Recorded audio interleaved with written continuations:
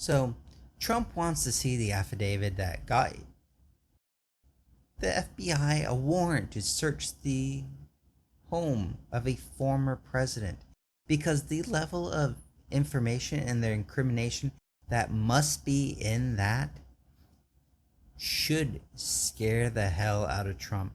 Even though the Justice Department goes all soft when it comes to prosecuting rich people, Republicans, and politicians, and Trump's all three of those on the very tippy top, the Justice Department still got more than enough evidence for a judge to sign off on a warrant. That should be terrifying. So Trump is scared and running, and he is desperate to find the rat. And what does everyone in Trump world think it is? Jared Kushner. And that's why he is out kissing Donald's as much as he can. Ignore the sycophantic kissing from this host and check out this video.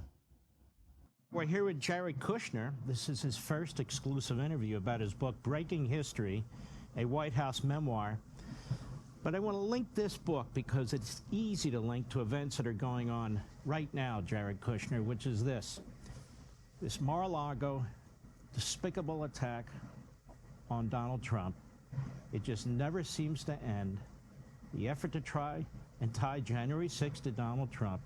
When you were in the White House, working very, very closely with President Trump, your father-in-law, it was one attack after another, one phony bombshell after another, and yet Donald Trump accomplished more, I would argue, in terms of these truly iconic policy issues than any modern president in a 4-year period. How do you do that when you're under constant attack? You witnessed it. Yeah, well, thank you, Mark. First of all, it's great to be with you. It's really because President Trump is a fighter. He's always been a fighter. Ivanka and I were playing golf with him a couple days ago, and I was joking with him about how in the way that he drives his enemies so crazy, they always over-pursue him and make mistakes in trying to get him. And that's basically what happened here. But you know what's happening now is the same thing being done by the same people in the same way. They're leaking to the same sources. They're manufacturing fabulous claims that then get debunked, shortly thereafter. And I have a story in the book that I talk about. They did this with the Russia investigation. They did this with Ukraine. But I talk about how President Trump was looking over some remarks he was going to make for a very important speech on the Middle East, and he was remarking about all the different things he'd accomplished. And he looks at me and says, Jared, it's the being president part is easy. It's dealing with all the animals and the crazy investigations that unfortunately takes us away from so many of the things that we want to be getting done. But President Trump did a great job of compartmentalizing everything and really focusing on keeping his promises to the American people. And one thing I'll just add as well is that, his fiercest critics really accuse him of breaking norms.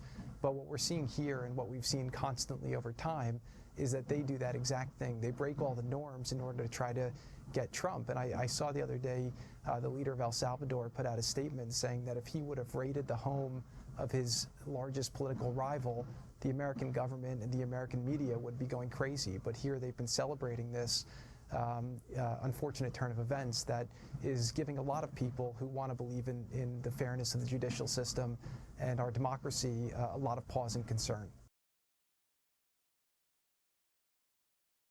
How pathetic is that? They have to always praise Trump. They don't get a mind of their own. They have to do it because that's what this party is. Obedient little slaves, all working to lift those above them up. They can't think for themselves. They can't do anything. They're just pathetic. Alright, now if you like those videos, help me make more. Like, subscribe down below. Or you can go to my Patreon page and help support us. Or if you really want to help stop global warming, down below there's a power pipe that could end global warming in the next decade.